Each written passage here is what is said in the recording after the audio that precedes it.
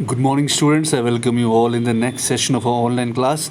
And the topic we are dealing today is nuclear fission. So, nuclear fission, as the name indicates, nuclear fission का मतलब है जब हमारे पास एक heavy nuclear होगा और उसको हम तोड़ेंगे. देखिए, हमारे पास यहाँ पर एक अनस्टेबल हैवी न्यूक्लियर है, रेडियोएक्टिव न्यूक्लियर, जिसको जो यूरेनियम 235 से है. तो इसका ब्रेकडाउन होता है और ये अनस्टेबल से स्टेबल बन जाता है.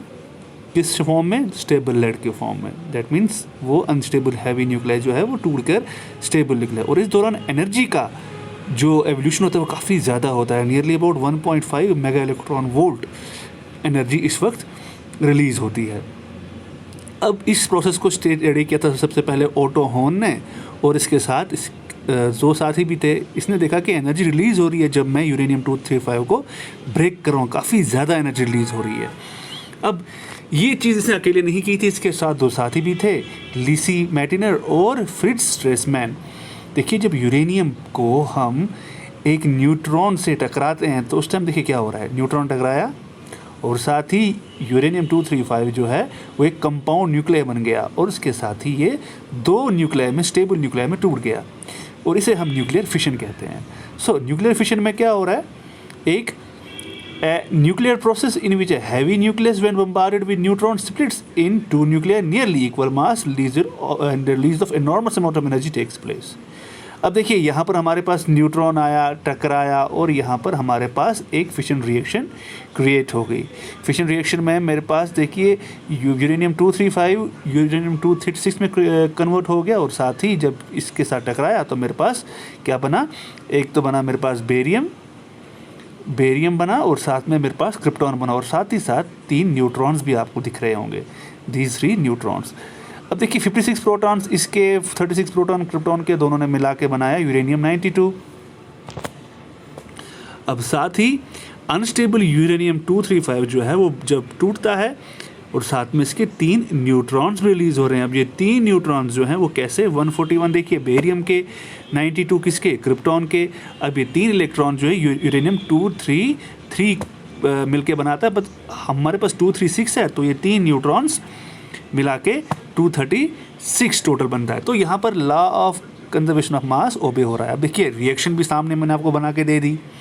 न्यूट्रॉन टकराया, यूरेनियम से कंपाउंड बना 236, और उसके बाद बेरियम और क्रिप्टॉन आपके सामने आए with masses 141 and 92, and with atomic number 56 and 36, and with the release of 3 neutrons. अब देखिए, जो ये 3 न्यूट्रॉन्स इसमें रिलीज हो रहे हैं, these 3 neutrons which are being release in this process, they will help in the next chain reaction. अब ये 3 न्यूट्रॉन्स दोबारा से यूरेनियम न्यूक्लियर के साथ टकराएंगे. देखिए, एक न्यूट्रॉन जो टकरा गया, फिर से 3 क्रिएट हो जाएंगे, और जो बाकी 3 हैं वो अलग अलग 3 यूरेनियम से टकरा के, न्यूक्लियर से टकरा के एक चेन रिएक्शन क्रिएट करेंगे. और इस दौरान बहुत ही enormous amount of energy release होती है, और इस एनॉर्मस एनर्जी का इस्तेमाल न्यूक्लियर बॉम्ब्स में किया जाता है. अब देखिए, टकराना और एनर्जी का रिलीज़ करना इस बस तबाही के लिए इसका इस्तेमाल नहीं होता. It's also used for energy process. हमारे पास जो न्यूक्लियर एनर्जीज प्रोजेक्ट्स हैं उसमें भी इसका इस्तेमाल होता है.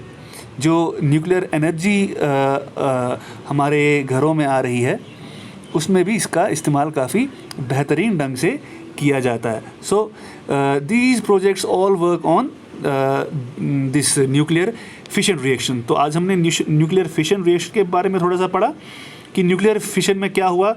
देखिए, सबसे पहले यहाँ पर एक न्यूक्लियस था यूरेनियम 235 का, जो कंपाउंड न्यूक्लियस बना था किससे? न्यूट्रॉन के टकराने से. और जब ये न्यूट्रॉन से टकराया, it gets scattered into 2 stable nucleus.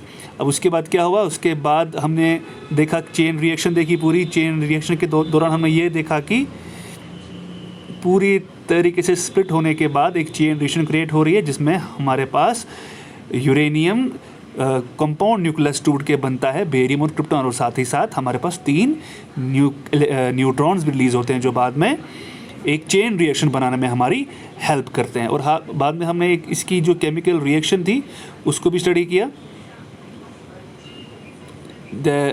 Reaction was like this, reaction भी हमने स्टडी की. So by this we studied nuclear fission, और हमने इसके एडवांटेज भी पढ़े हैं कि it is the nuclear energy जो है, it is the cleanest form of energy, but it's very difficult to control also. अगर इसमें लीकेज हो जाए रेडिएशन का, it's quite harmful also. So by this we have finished nuclear fission. In the next topic we will study about nuclear fusion. Hope आपको समझ में आया होगा. Thank you. If there are any queries regarding this, you can WhatsApp me or you can ask me in the comment section. Till then, goodbye.